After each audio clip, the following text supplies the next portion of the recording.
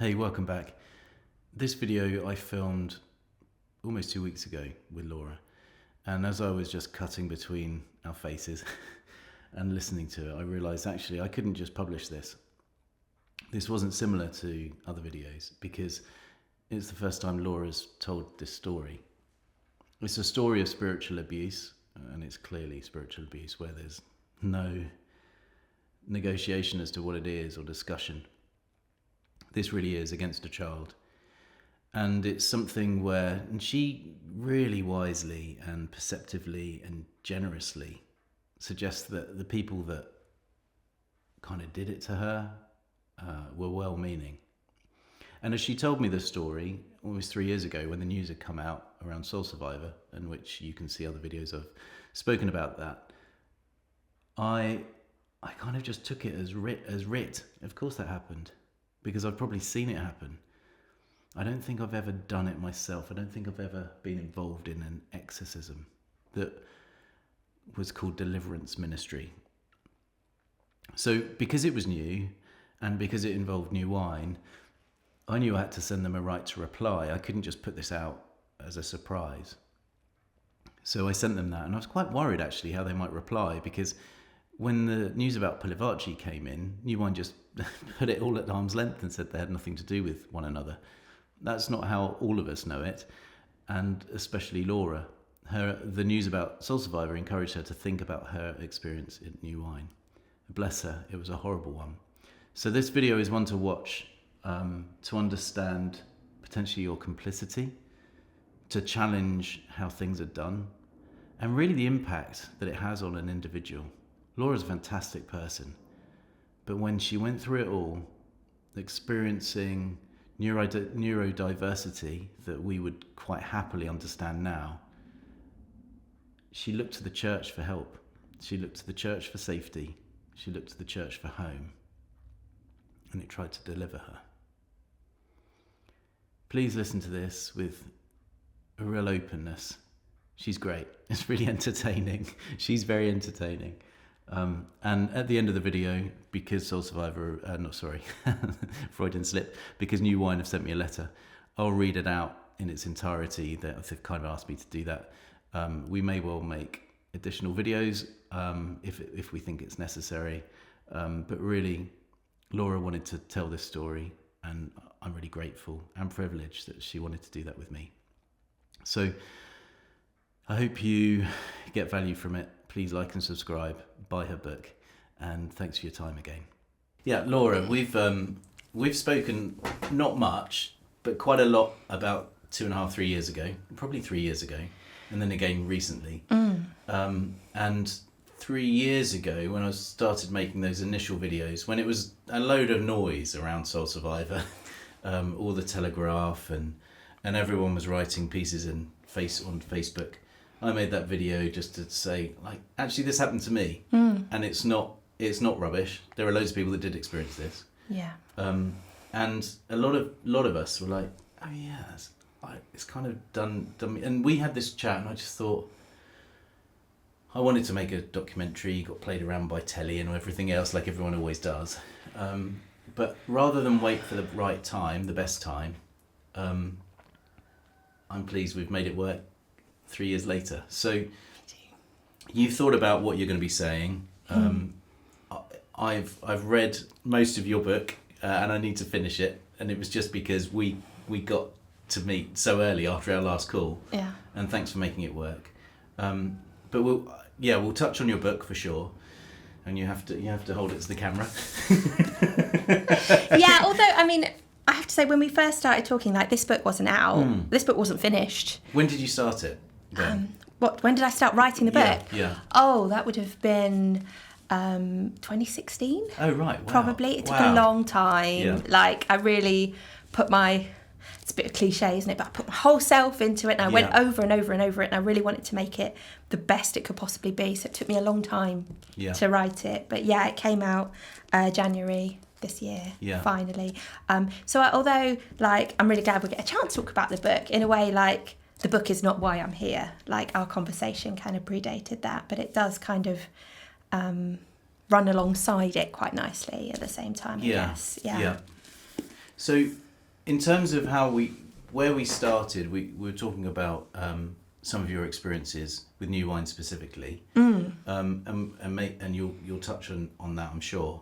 But from thinking about how we would talk 3 years ago when I'm going to make this documentary, what is it that you feel compelled to say, to kind of put your face to, which is it's not easy, and you're not here. I mean, hopefully lots of people buy your book, hopefully they do. I think it's such a fascinating, like, you were challenging me in all sorts of ways, but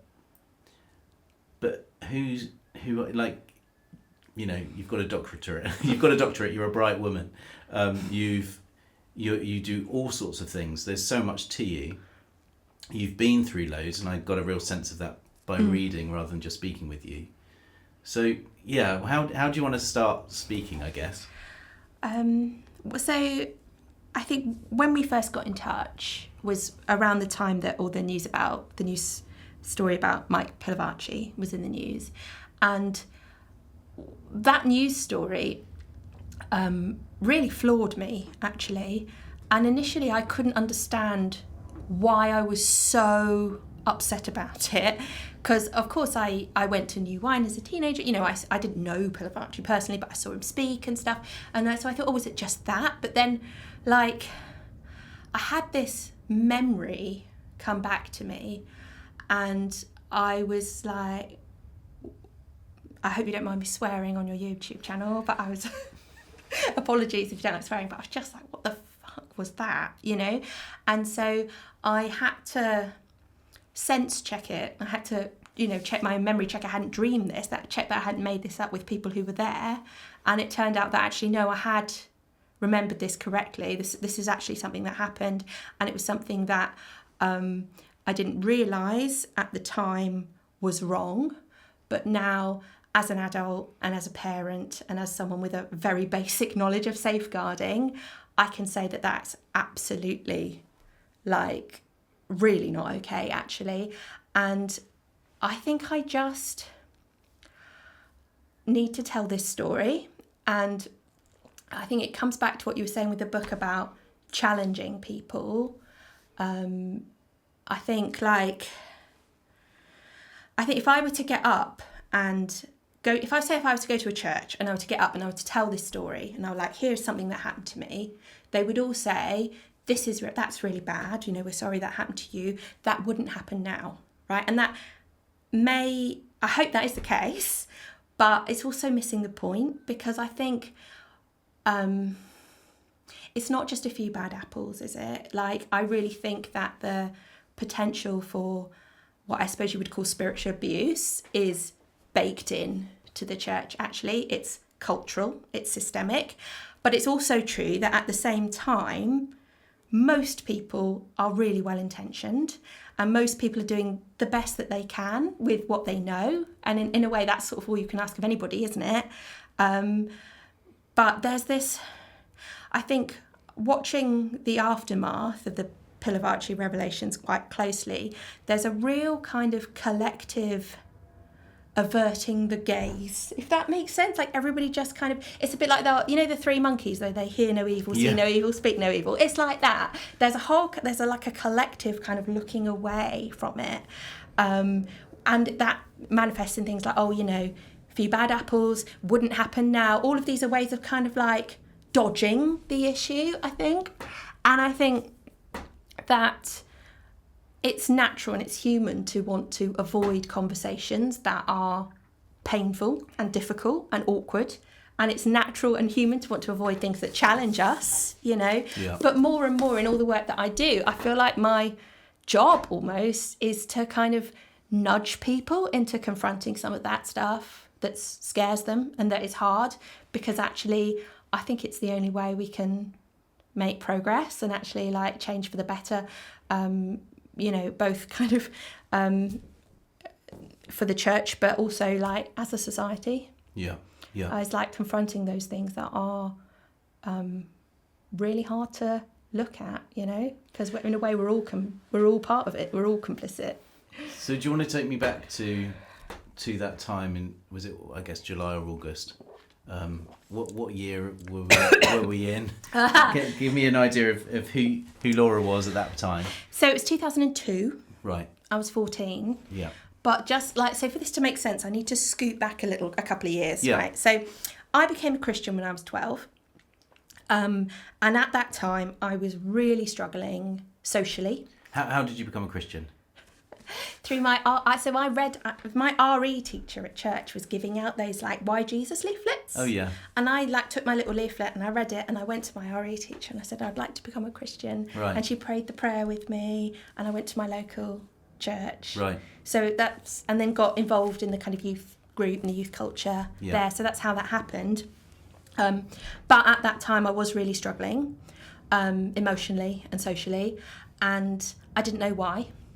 I do now know why. So the reason why is because I'm autistic, right? Yeah. But this was 2000, right? So our understanding of autism then was very, very male-centric. It was very stereotypical. Yeah, you're right. On the whole, it was almost seen as if autism was boy-specific. Yeah. Train spotting, right? Anorak or like Rain Man. Yeah. People who are non-speaking, like that kind of stuff. But so it never occurred to me that I might be autistic, and it never occurred to anyone else around me. All I knew was that I was having a really hard time and I didn't know why. Yeah. And probably around the same time I started self-harming. And so that was found out when I was 13, so a year or so later. And my parents took me to the doctor, and the doctor said I was depressed and prescribed antidepressants. So then I'm sort of in these two systems, if you like, where on the one hand I've got the medical system saying, you've got a mental illness, increasingly, as things escalated, that this is a mental health issue and that if you take these tablets, you'll feel better. And then on the other hand, I've got the church saying, we can pray for you and God will heal you. And this idea of like a divine zap, that like God will come down and intervene miraculously and things will radically change and I won't be like this and I won't feel like this. And like now, if you offered me a pill and were like, you can take this and you won't be autistic, I would run in the other direction, right? Because I love who I am. But that's that's from the perspective of adulthood. I can build a life that works for me. Like when you're a kid, it's a lot harder. And I was just really, really struggling, and I was sort of hopeful that God would fix it, and I was hopeful that the doctor would fix it, and I was doing my best to try and kind of engage with that and fix it myself in whatever ways I could, but I was just kind of stuck, right? And so my church, I think probably, I can't remember the specifics, but I think in response to the self-harm, I was sort of met with him. I think he was the curate. It wasn't the vicar, but it was like senior church leadership in somebody's front room. And he was like, I think the problems you're having are because you're oppressed by demons, right? Which is, seems quite left field, doesn't it? But this wasn't like a fringe cult. This was your local C of E, St. What's-her-face, like it was a normal church. Yeah, everyone would look at it and go, oh, there's another boring church. Like a normal church, like low church, kind of slightly happy clappy, sure. Reverend songs, that kind of Anglican church. Right. But yeah, that's what he said. We said, we need to pray for you to get rid of the demons, right? Who else was there? A lady who was a bit of a confidant for me at the time, was an adult who I tended to go at my church, who I tended to go to with this stuff, and she had arranged this. Oh right. Right. So I had it was the two adults and me, and they prayed for me, and not much happened, right? Obviously, not much happened. And so we're smiling, but I know. And then there's that kind of there's the I don't know if your listeners will relate to this, but with the whole healing thing, there's the hope, isn't there? And there's the disappointment, and there's the whole like faith can move mountains, and you've got to carry on believing and hoping, and then maybe this will be the day, and then it's not the day. And I think so sort of going through all that, and at the same time my GP is going, here's a new antidepressant, and I'm thinking maybe this will be the antidepressant you know, and then later on there were kind of other medications as well. And just, it was like, because, you know, it was autism all along, like neither of those approaches were really kind of doing much. And so things were gradually escalating, I would say. And so that's the kind of context. How did it resolve with the curate and your confidant? Oh, they just prayed for me. They were like, I can't remember the exact words, but demons get lost, really, you know. Right. And it sounds so like... Were you sat, like, were you in the church, were you in a room? Like, just in someone's front room, yeah. Just you and them, and they were praying, and they were like... How long did it take, do you think? I don't know. So, like, anyway, like, this is all just... this isn't the main story, by the way. No, I know it's not the main story, but I just think there are a lot of us who have been through that, involved in that kind of church. I know, but it sounds so mad when you say it out loud, doesn't it? That's totally the thing. It sounds unhinged. But if you're like demons, you're like, give your head a wobble, like... But rather than me just say, yeah, I get that, I want to then ask you some of the detail, because I think we sort of start understanding things in the detail. You know? And I'm a little hazy on the detail because it was a long time ago. Obviously, whereas the other story I'm about to tell you, I've been able to kind of fact check it a bit, and I can't really fact check this one. Sure. But I remember the two of them in the front room. I remember them praying. I think there was some laying on of hands, probably, or just on my shoulder or whatever.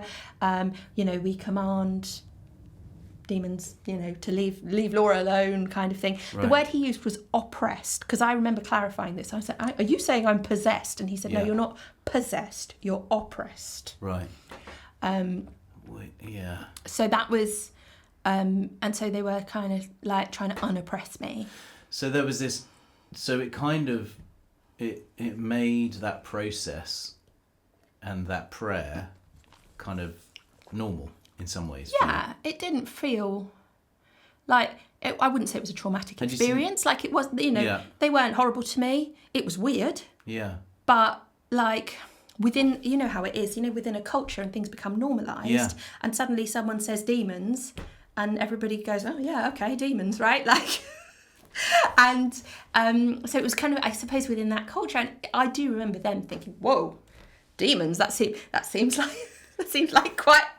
That seems like quite an outlandish thing to bring into the conversation, but then you'd become a Christian, and you're a reader. Like, I've read, you know. So had you read like the Screwtape letters or anything? Yeah. Oh, like yeah. I was all about that by that age. So I was in those kind of in that very early, both early adolescence and early Christianity phase. Like, it's intense, right? Yeah, I would also say, like, being autistic, it was a bit of a special interest, I would say, and like, so I was reading all the theology, all the C.S. Lewis. Yeah. Like, I was diving deep into all of this, and I was all about it at the time. And I think as well, like, being autistic, like, it was odd in some ways. I was much older than my years in that I was very precocious. Had this amazing vocabulary. I could converse like an adult. Yeah, sure. But in some ways, I was much younger. Yeah. And so I was very credulous in some ways. I think, like, you know, if I were there now, I think I'd have some questions, you know. But when you're 13 and there's adults saying this, and, like, you know, they're adults in positions of authority, and, like, I was like, absolutely, you know. And I didn't I took on a lot of beliefs, and I took it all completely seriously, and I took it all completely to heart, in a way that was quite, like, naive, I guess. Well, yeah. Childish. Well, yeah, childish. And I were a child. I was a child. Okay. So this is all context, right? This is all before New Wine. Yeah. So by New Wine comes around, so it's summer 2002. I'm 14. And a bunch of us go from the church. It's like the youth group. So it's like the youth group leaders and a bunch of teenagers. Yeah. That I was quite good friends with by this point, because I'd been going to this church youth group for a couple of years. So, you know, I had, like, there was a gang of us, so we were like a little posse, and frisbee on the Southampton Common on a Sunday afternoon and all of that, you know. And it was nice. That was really nice. So we went to New Wine, and I really struggled with being there. And I look back now and I can totally see why. Because, right, I'm out of routine. Camping is sensory hell anyway. Like, I don't go camping now. Camping is just awful. And it's a very, like, there were all these... So when you say a sensory... So speak to me like I know a little bit about autism. But when you say a sensory, do you mean as if it just becomes too overwhelming? I mean, unfamiliarity is overwhelming anyway. Yeah. Unfamiliar environments, being out of routine, as I said, but also, like, for me, the way my sensory processing works is that I'm very sensitive to light, to sounds, to feelings. So if I'm sleeping on the ground, you know, that's a bit uncomfortable for everyone. It's more uncomfortable for me. Yeah. I'm very aware of the grass. I'm very aware of like the damp, all of it. Yeah. And so it's all a kind of constant onslaught, and it makes me very tired, and it makes me very kind of emotionally reactive, I would say. Like worn out? Yeah, just because, like, if you went, I don't know, to a rave or something that was like super loud and super bright and it was just coming at you for a week, like you would be, wouldn't you? Yeah. So I was struggling with that. And, you know, there's a lot of crowds as well. And a lot of, like, it's quite an emotionally charged environment. You know, there's all these things in the big tent with all the worship music and everyone's getting hit up and all of this. Yeah. Yeah. So it was a lot. And I had a bit of a meltdown and I took an overdose of my antidepressants. Now, after that, I slept for ages. Like, I know I missed, like, Bible studies and things. Like, I slept for, like, a couple of days and I woke up really, really groggy. And I told my friend what I'd done. Now, my friend was 15 and I have spoken to her about this more recently, so just sort of jumping forwards a bit, when the Mike Pilavachi stuff broke, it was this friend that I spoke to, and I said, hey, do you remember this happening? And not only did she remember it happening, she was able to fill in a lot of the details for me. So I have kind of fact-checked this a little bit in that sense, but I spoke to her, and like, bless her, she was 15, like, what's she supposed to do with, like, my friend's just taken an overdose? And she said she and I walked around the campsite for like 5 hours, all of which was her persuading me to go to the medical tent. So we went to the medical tent, we saw the on-site medical person, and they didn't take me to hospital, they didn't take me to a medical practitioner, they didn't tell my parents, bearing in mind I was 14, they didn't even tell the church leaders who had brought us there. They just, like, yeah, they didn't tell anyone. But then, like, after more talking to them, it became clear that I didn't have any antidepressants, right, because I'd taken them all. And so I was like, well, you know, I've run out. And so then they did take me to an out-of-hours GP, but they didn't tell the out-of-hours GP why I'd run out. So they just said, you know, she hasn't got enough antidepressants with her. Can you prescribe some? So the out-of-hours GP then prescribed me some more antidepressants. And then we went back to the campsite, and I'm not sure of, like, who these people's job titles were, but they were, like, in ministry, in, like, young people's ministry at UWine. And they started on the whole demon thing again. So, like, this was because I'd done this because I was oppressed by demons. And so we needed to have another exorcism, right?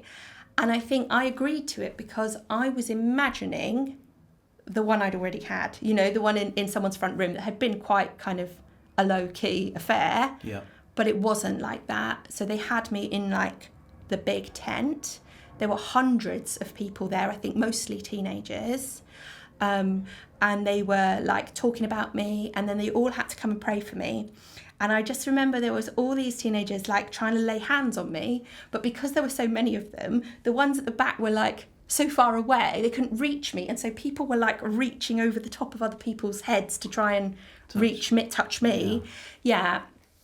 And, like, as I say, it wasn't like last time. There was a lot of shouting. They were, like, pushing me about and stuff, like, get rid of the demons.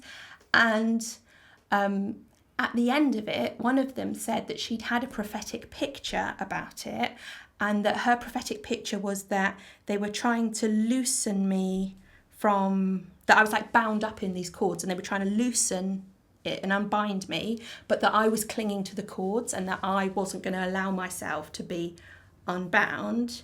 And they took from that the reason this hadn't done anything was because I was wanting it, like I was complicit, like I wanted to be I don't know, oppressed, or like I was somehow in league with the demonic, what was happening, and like I wanted to stay like this, so I wasn't going to allow anyone to loosen me. And then they spoke to my friend, and they were like, and they told her all about this prophetic picture, and they said, and we've noticed that it's starting to affect you too, so you need to be wary of Laura, and you need to stay away from her, because you know, she's going to like infect you with the demonic. Yeah.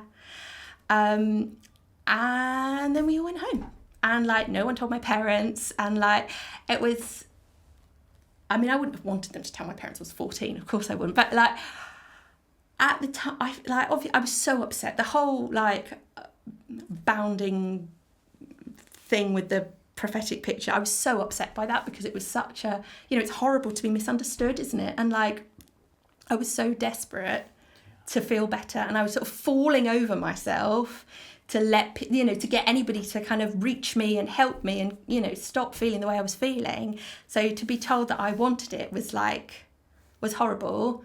But I really didn't think at the time that they had done anything wrong, or that the way that they had handled it was wrong. And as I say, it's not until, and I suppose I didn't think about it that much again until all the stuff came out about Mike Pilavachi and New Wine. And I was like, oh yeah, I went to New Wine. And then I sort of remembered what happened at New Wine. And I was like, and I'm not, you know, and I wouldn't in any way say it was like, I know, you know, people have had experiences of sexual abuse at the New Wine and all of that. And I wouldn't, you know, it's not like that. But I would say that it was probably spiritual abuse, and that I didn't even know where to take it. Do you know what I mean? Like all of this stuff came up, and I was like, well, what do I do? What do I do with this now? And I think that's why I told you some of it. So there are two ways. The first way I need to reply, and it's weird doing this on camera actually, because I didn't think of this really. Because in some respects, had we gone through the whole documentary thing, I would have perhaps thought about it differently. But you telling me, like, I didn't realise. So the first thing is, I mean, I need to give New Wine a right to reply to this. Have you spoken to them since? No. Like, I wouldn't know. I mean, what would you even do? Dear New Wine. Yeah, well, I would like to complain about something that happened 25 years ago, and I don't know any of these people's names. No. It was a safeguarding failure, but then, I mean, we didn't use the word safeguarding then, did we? No. It just wasn't a thing. No, it was kind of fend for yourself. No, and it was wrong. It was absolutely wrong, but I don't think it was criminal necessarily. Like, I don't know if I would want to take it for, like, I think I just needed to kind of say it and be heard, I think, and I need to challenge some of this stuff, because it's like I was saying earlier, it's not this, you know, this wasn't like, it's not a few bad apples, like this is systemic, and I want to challenge that, and I think it's important that I speak up about that. But I couldn't imagine, like, if I went to the Church of England, if I went to New Wine, I couldn't imagine anything worthwhile coming out of that, really. I'm with you. I didn't speak to safeguarding either. I didn't really see the value in it. And the more people I spoke with that had all sorts of stories, I was thinking, this is emblematic of a real problem. That many. So do you remember there being someone that was responsible, like with the microphone or equivalent, or was it like a? It was a team of people. Yeah. Yeah, it was a team of people. They were like I suppose, I don't know, it would be helpful if I could have said what their job titles were, but youth ministry team or something like that. It's not that it's helpful or not. It's that because I'm not. They were adults and they were in charge. Yeah. Yeah. Laura, I'm sorry you've experienced that. Thank you. Well, I know you've had, like, you know, you've been through it too, and I think a lot of us have, and if anything good has come out of this, it's been that people have started to talk about this stuff and have started to kind of band together and support one another a bit, and that's actually, like, that's nice, isn't it? It's nice that we've all sort of found each other afterwards. And speaking out seems so. I mean, I think it's worth talking about a little bit more, because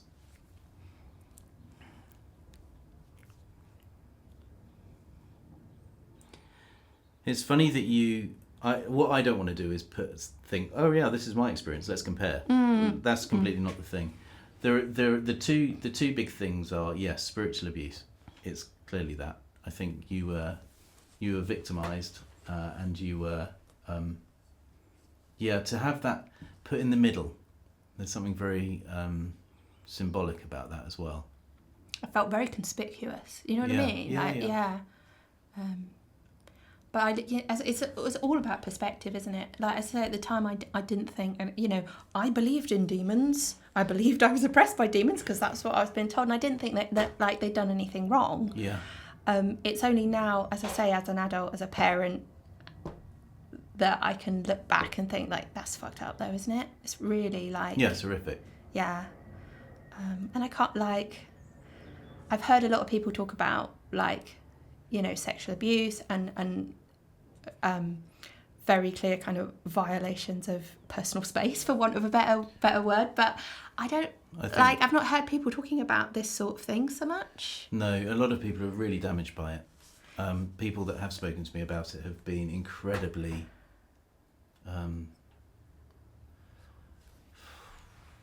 reduced by it. So I don't feel like I who am I? I've got nothing to say in reply. I think you telling your story is important and really valuable. I know that I recently looked on New Wine, and before it was happening, I think they've got a safe space or something for people with. I saw something like that. Did you see that on the website? I was aware. I think there's a growing awareness of it, and I think probably most conferences and things now have increasingly. There's like a corner somewhere with like some fidget toys, isn't there? Because people are becoming, which is okay, I guess. But I want to talk about the more. So if you're happy, and tell me you're not. If you're not, but I'd love to talk about sort of autism, being diagnosed by it. And you said something really interesting on the phone. You were saying the church often attracts neurodiversity. I think so. I stand by that. So I think let's talk about those things, just because I think one of the things I've been thinking more and more is, and we've said it, but the church expects everyone to behave in a certain way, look a certain way, dress a certain way, even have accents a certain way. So if you see the soul survivor people, and this is my generation, much older than you, but everyone seemed to have, like with Delirious, they all had this weird accent. I don't know if you spotted it. I did. So they all had this weird accent. They'd all wear similar clothes. I subscribed to that for a bit. There was this kind of... I just need to press on this again. One sec. Sure. God, planes are well noisy, aren't they? I'm sorry. No, you're fine. So churches have this thing where they want everyone to look the same, sound the same, similar accents, like Delirious. Yeah. They want want you to raise your hands at the right bit in the worship songs. They want you to know when you sit in, like when I go to this what's it called, monastery. There's 3 old guys in their 80s who go through the whole thing. I'm like trying to follow the service. Yeah. Like, I don't know which page to go on. I'm supposed to know. Yeah. And church is all about being prepared, being the right sort of person, the yes sort of person ideally, and don't make too much of don't stand out too much. And when you do stand out, it's got to be pretty well thought through. Yeah, I would put a little caveat on that, in that after I went to university, I was at a different church in the town I was at university at, and that church was less like that and was more accepting. So I think it's probably a bit of a spectrum, in that some are more like that than others. Certainly the whole culture around Soul Survivor and all of that HTB, that was very, very like you're describing. But it's probably, it probably does vary. But I think what church perhaps offers people who find it hard to fit in is a bit of a template for belonging. Do you know, if you're not great at fitting in or being cool or whatever, especially as a teenager. Or liking Soundgarden. Did you actually ever like Soundgarden or not? I know one song, Black Hole Sun, right? That's not liking Soundgarden. No, I don't, but my friend Harriet likes Soundgarden. Yeah. Well, that's fine. But I think if you are someone who finds it hard to fit in or to be cool or whatever, the church is like, here's a ready-made group of people who will accept you. All you have to do is be a big fan of Mr. Jesus and you're in, right? And I had, my church friends as a teenager that I went to camp with, they were lovely for the most part. They were really nice kids. But I would say, looking back, they were all a bit, to varying degrees, like there was a lot of neurodiversity there. Right. And then when I look in the church community I became part of later, again, like, no, not a lot of diagnoses, but an awful lot of like undiagnosed autism and ADHD, just very, very apparent. And as I say, it gives you like that sort of, it's a ready-made community of people that will welcome you. But it's also like, I think one of the dangers of it is the kind of, I'm generalising here, but there is perhaps a bit of an autistic tendency to black and white thinking. Not all autistic people, but lots of us can struggle with kind of grey areas, right? So it's black or it's white, it's yes or it's no, it's right or it's wrong, right? Yeah. Sex before marriage, is it right? Is it wrong? Yeah. Being gay, is it right? Is it wrong? All of these kind of issues, the stance on it tends to be very, very polarised, This is right, this is wrong, this is holy, this is sinful. It's very like... dogma. It is, yeah. And so if you are somebody who struggles with nuance, like both that's very easy and attractive for you in a way, but also it can become quite self-perpetuating, as if you get lots of black and white thinkers together and give them a Bible, like you can see how things head off in quite weird directions quite quickly. Yeah. Yeah. So I guess then talking about your own story again, what was it like being in and around, in and out of church as someone with autism? So, and there are two stages to that. So there's the before being diagnosed and thinking, how am I supposed to deal with this? Who am I? And why am I like this? Is this the solution? Is this the solution? And then when you were then diagnosed as well. So I haven't been to church since I was diagnosed. That Right. came later. So as I say, I was very involved in the church in my early teens. And although I didn't acknowledge that what happened at New Wine was wrong, I think implicitly in my heart I knew it was wrong. And I moved away from church. So from the age of about 14, 15, I drifted away from church.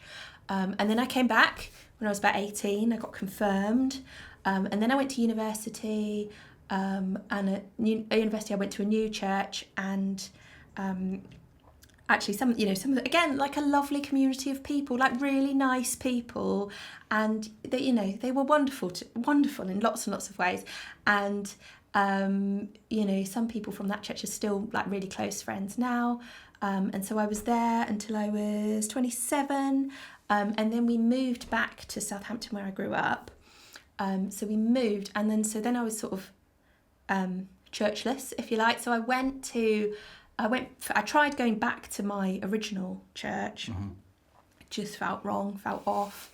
Like going back to primary school? Well, a little bit, yeah. But of course, some things had stayed the same and other things had changed. But I remember going to this group for like new parents, because I had a toddler by this point.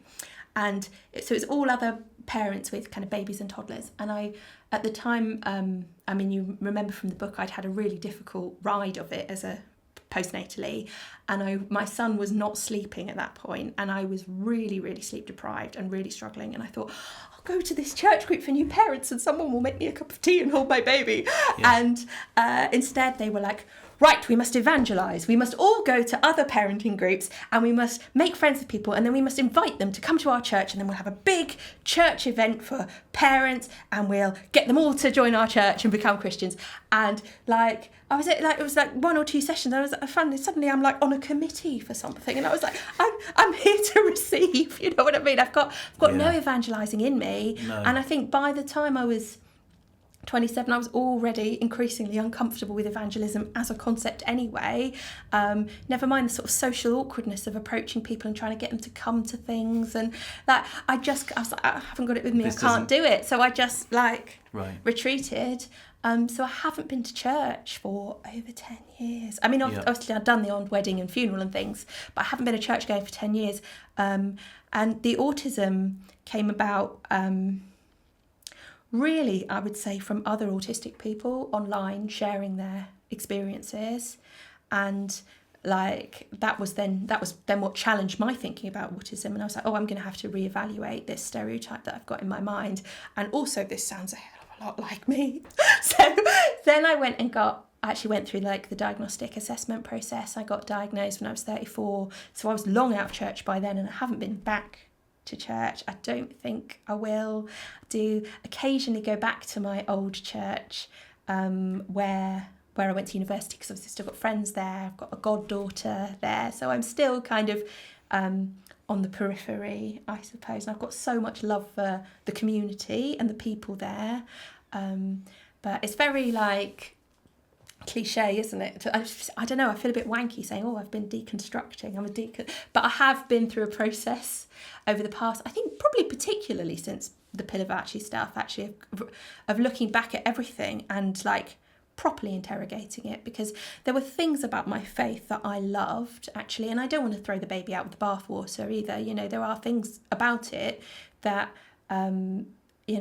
theology perhaps that I read when I was 12 that I've really absorbed and that I still live, actually. And, in some ways, probably how I live my life and my kind of ethos is quite Christian in a way. I believe in being kinder than necessary wherever I can. But I'm done with demons, I think. I think my demon hunting days are probably behind me. Oh.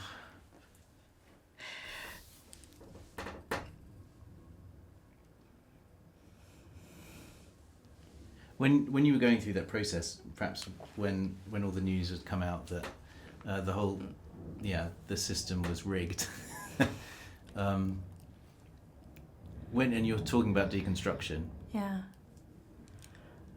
what's been how have you reconciled? How have you brought sense into that experience? Because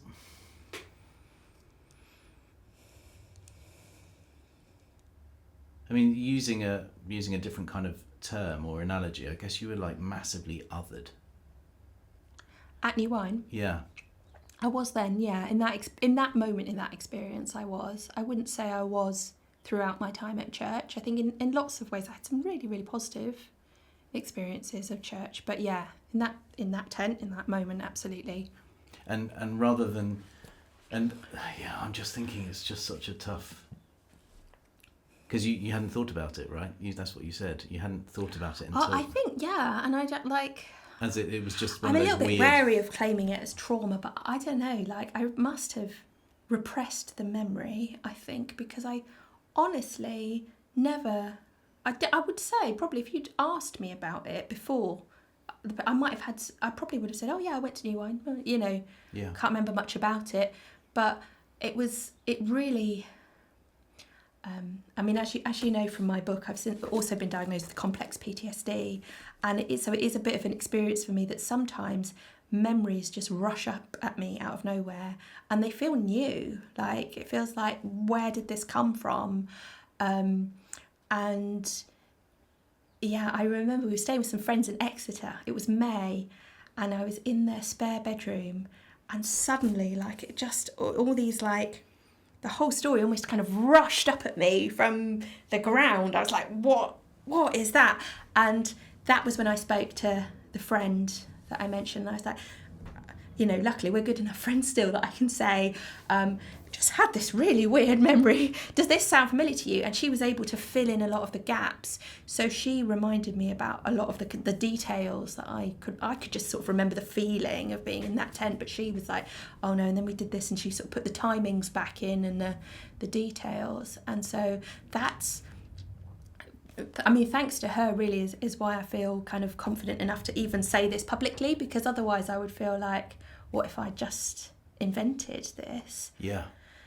And I know I'm not the first person who's had a traumatic experience to worry that they've invented it, but I'm sort of fortunate, I suppose, to have been able to fact check a little bit with someone else. Yeah. And your recall is incredible. When I was reading, I was thinking, how do you remember that from when you were 9? Well, when you get a little bit further on, it's so I kept really detailed diaries. Yeah, no, I remember you saying. Yeah. So luckily, I've been able, when I first started writing the book, all my memories were really out of order. It's the chronology that was absolutely stuffed. Is that stuff was all over the place, and actually it was I sort of went through my diaries and organised everything and was able to kind of go through chronologically, and again put a lot of the detail back in that I had lost.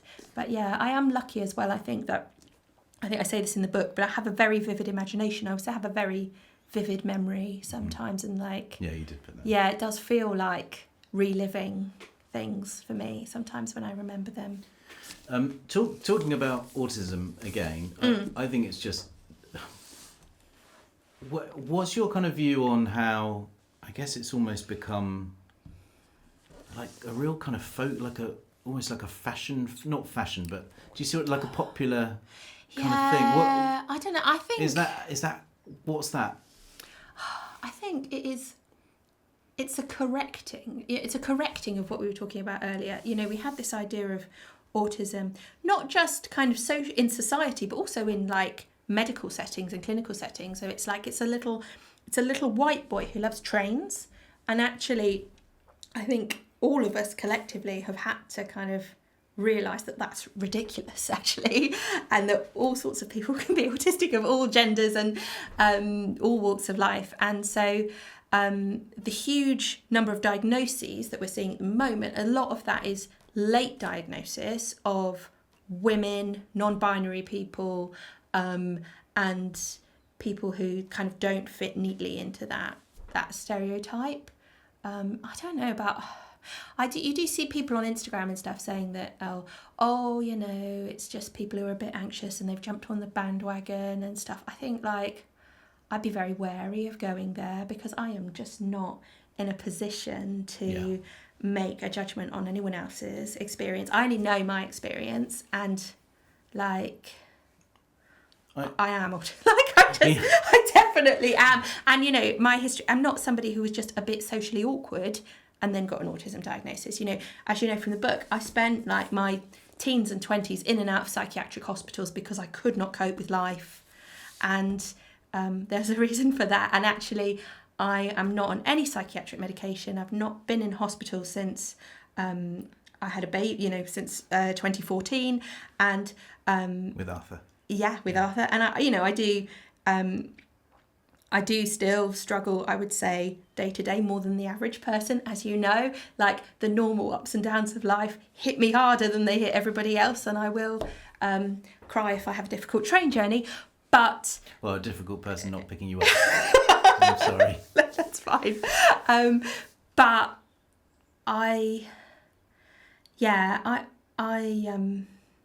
getting my autism diagnosis has helped me enormously, and I get quite upset when I feel like people would want to take that away from me because I can speak. Do you know what I mean? Like it's just, I would never presume to go in and say, oh, well, that person is not autistic, they're just a bit social. Like, I'm just not qualified to say that, and I think it takes us down a dangerous path if we start policing who is and isn't bad enough.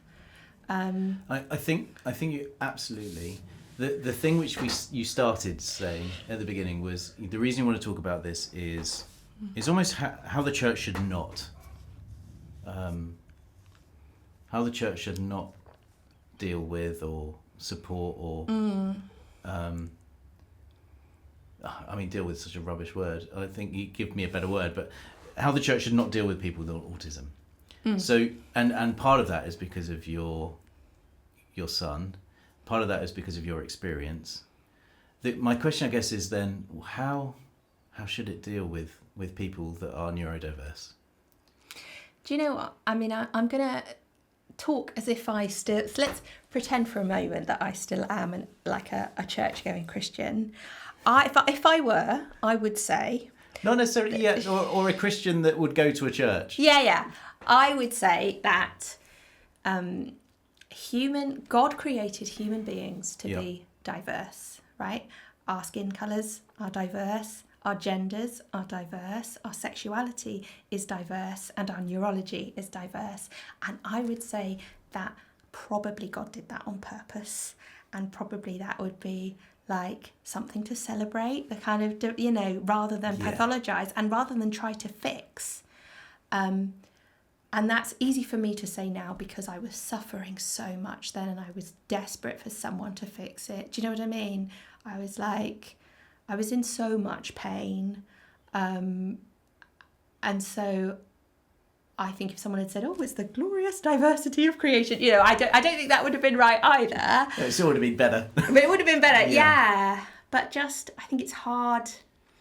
It's probably hard in the church and it's hard in life to sit with people who are suffering and not try to fix it, isn't it? But probably we have to because we can't always fix things. And I don't know. Is that help? Does that answer your question? Is that helpful? I think that's how I would frame it if I were going to church now. That's how I would frame it: is that neurodiversity is part of all of God's, you know, diversity of creation, including, you know, sexuality and gender and everything, and that is something to embrace and to celebrate. Yeah. So maybe just to kind of begin thinking, I'd like to know a little bit more about you now, and I'm sure other people would as well. Mm-hmm. So what's the work you do? Who are the people the works? So Oh. After my perinatal mental health stuff, I started working in perinatal mental health in a lived experience capacity. So I finished my PhD in medieval history when my son was a toddler, and then I switched careers, if you like, and so I've been working with small charities, big charities, the NHS, research, like academics and universities as well, trying to improve what support is available for parents. And I've been doing that for about 10 years. More recently, I have also been running a dolls hospital, which is probably needs explaining, but basically people bring me their broken dolls and I mend them. So one of my special interests as an autistic person is dolls. So this is sort of how I got a PhD, right? If I'm really interested in something, I'm really interested in it. And it's always really niche, and it's always something that no one else cares about. Like, it's always something really obscure. And so it was medieval vowesses. So I got a PhD in that. I think I'm probably fair to say that I know more about medieval vowesses than anyone alive. And likewise dolls. And so I'd been kind of collecting and repairing dolls as a hobby. Increasingly, people started asking me to fix their dolls. And initially I was like, absolutely not, because I don't want the responsibility. Like, if I break your treasured family heirloom, I'm going to feel awful and you're going to feel awful. So I held out for a while. But then I was weighing up and I felt like it was sort of, do you know what I mean? If you've got a skill that people need, it's sort of, you know, you've got a responsibility then to kind of share that, haven't you? So I ran it as a not-for-profit for a couple of years and I didn't charge people, I just took donations. I couldn't afford to do that. So about 18 months ago, all my mental health work was sort of, you know how it is when you're freelancing and stuff hits a bit of a dry patch and a bit of a slow patch. And I was in a slow patch and I was thinking, not really, you know, how am I going to pay the bills kind of thing. So I thought, you know, I'm going to go with it. I'm going to make it set up as a business. So for the last 18 months, I've been running the Dolls Hospital as a business. But then, of course, mental health work picked up as well, didn't it? Because you know what freelancing's like. And then all this work comes my way. I'm in a very privileged position where I don't have to go chasing after people now. They come to me. But so, yeah, that's sort of where I am now, is that I am a perinatal mental health lived experience researcher. So I do a lot of research. I say research and evaluation more than anything else these days. And I run a dolls hospital, and I'm also an author. going to do it again. I'm going to do it. And there'll be a link below. My publisher will be delighted. Look at this. And it's a lovely cover. It's beautiful. I'm so delighted that the artist who made it, the brief I gave him was absolute garbled nonsense. I just had no idea what I wanted, and I just sort of vomited some words out, and then he somehow knew what I was thinking better than I did. Like, amazingly talented man. His name's Mark E. Cobb. Right. Great. And yes, and also I wrote this book, and I write for a comedy website, a sort of satire comedy website called the dailyism, which is a news, a bit like The Onion, I suppose, but it's by and for autistic people. And we've also just done an audio sitcom called It's a Superpower, 2 question marks at the end. And really, I can't take credit for that because my contribution to that was very, very minimal. But nonetheless, it's brilliant and incredibly funny, and you should check that out as well. So yeah, I'm a doll restorer and writer and mental health researcher, I think. But the thing with careers, it's a bit like what you were saying earlier about fitting in. Like, I'm really bad at fitting in, and I can't fit into careers, and I can't fit into the world of work. So I just have to kind of forge my own path through it and do things that people will pay me to do, I guess. So I'm just sort of making up a career as I go along. Great. What could I ask that I haven't asked that would act as, just a good way to finish our conversation? Can I say 2 things? Yeah. Yeah. So one, I'm going to be unbearable. I won't pick the book up again because it's just becoming a bit of a running joke at this point. But so it's not a book about church as such, but it is a book about a lot of what we've been talking about today. So if you're interested, please do check it out. And what else would I say? I think it's all very well telling your stories, but like, what's the point? What's the point of telling these stories? I think for me, I would really like to urge people to sit with some of the more uncomfortable elements of this. That the fact that, I really think this is cultural and it is systemic, and, the sort of spiritual abuse element of it, if you like, it is baked in, or we've created an environment that is particularly prone to creating these experiences of different kinds of abuse. And I would really, especially if people are still kind of involved with the church, I would really, really urge you to be brave and try and look some of that in the face and actually listen to some of these experiences and take, not dismiss it as a few bad apples or something that happened ages ago and wouldn't happen now, but as something that both as a church and as a society we would need to really kind of grapple with together. And I think the result would be hopefully a better church and a better environment for everyone. Yeah, because I think if you want to use Christian language, if you want to see heaven on earth, if you want to see, God's kingdom manifest, you can't do that unless you confront some of this stuff. Yeah. Yeah, thank you. And thank you for, reading your book, having a conversation with you. So many people have been let down and hurt. By incredibly well-meaning people for the most part. And that's the thing, I really can't say that enough. I really think people are doing their best with what they know and with the resources that they have, and I believe that's true, across the generally. People in healthcare services doing their best with what they know, people in churches doing their best with what they know, but the fact is it's often not good enough. No. And so we need to look at that together. Yeah. Thank you. Thank you. It's so nice to spend some time with you. Thanks. Oh, well, thank you for the platform. Oh, no, we've been talking on and off. Do you feel like you said it in a way that you wanted to say it? I think so. Yeah. Okay. You're very, very skilled interviewer. Well, I'm trying to carve my own way as no one wants to pay me. There's no career. Well, that's the thing as well. I know you're in a similar boat in some ways, freelance and having to kind of make it up as you go along. And I think a bit like me, you are wanting to do things a bit differently, and you're wanting to do things, the reason my book's not sold any copies is because I won't play the game. It's because I won't, there is a whole kind of media environment out there that chews people up and spits them out, and I really appreciate that you don't want to be like that, even if it means you lose money. Well, it's no, because it's about people and integrity.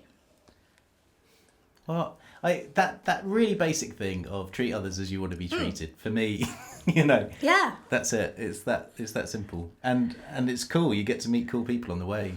Yeah, I bet. I'm trying to think. I feel like we haven't quite finished.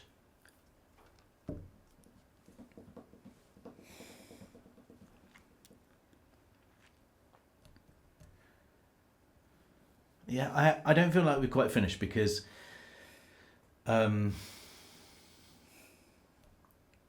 I think the thing that you said, the two things that you've said, and if we repeat ourselves, it's not a big deal. But the two things are,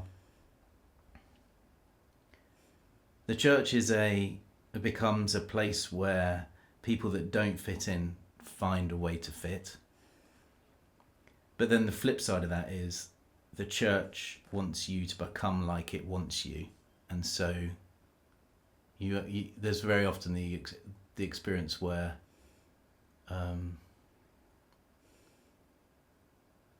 the home that you look for rejects you anyway, maybe. I'm trying to think, but maybe that's not fair for you. I'm recording, but I won't use this bit. I'm just trying to figure it out. Yeah, I think.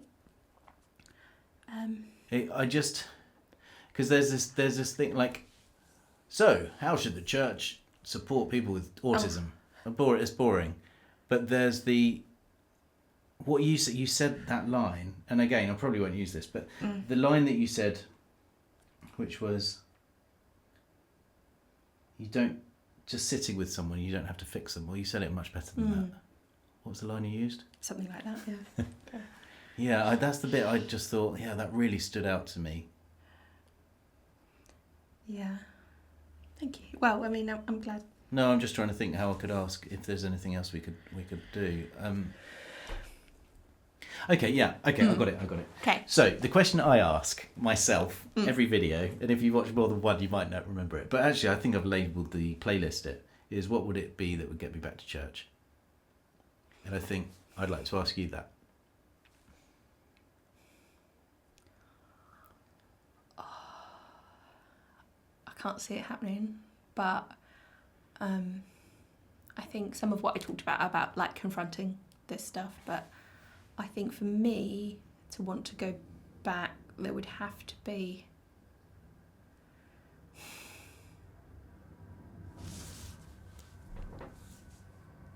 perhaps more openness to a range of different perspectives.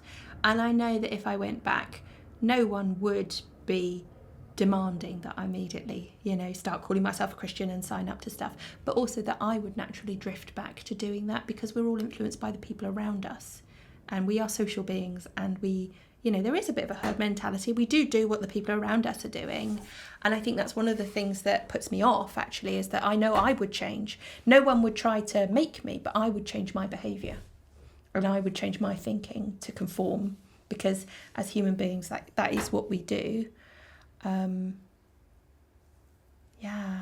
But I do miss the community. I really miss the community I had in my old church in the town where I went to university.